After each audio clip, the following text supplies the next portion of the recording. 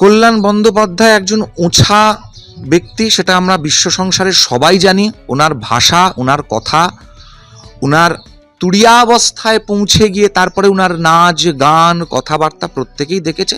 তো ওনার কাছ থেকে এ ধরনের কথাটাই স্বাভাবিক আশা করা যায়, এবং উনি সেটাই বলেছেন। অভিজিৎ গঙ্গোপাধ্যায় প্রাক্তন বিচারপতি, তার একটা হাই পেইং জব ছেড়ে রাজনীতির মতন একটা অনিশ্চয়তাপূর্ণ জায়গায় আসবেন কোন ব্যক্তি আসে বলুন তো? তাই রাজনৈতিক জায়গায় পদার্পণ করা, একটা অত বড় হাই প্রোফাইল জব ছেড়ে দিয়ে, হাই পেইং জব ছেড়ে দিয়ে, সেটা ইটসেলফ তার জন্য বুকের পাটা লাগে, ধক লাগে, সবাই পারে না। কল্যাণ বন্দ্যোপাধ্যায়ের এত ভয় লাগছে কেন? একজন ভারতবর্ষের নাগরিক, তার তো মৌলিক অধিকার আছে, সংবিধান অধিকার দিয়েছে। সে তার মতন সে যে কোনো দলে যেতে পারতেন। আজকে সে ভারতীয় জনতা পার্টি চুজ করেছে, কারণ ভারতীয় জনতা পার্টি লড়ছে চোরেদের বিরুদ্ধে, দুর্নীতির বিরুদ্ধে।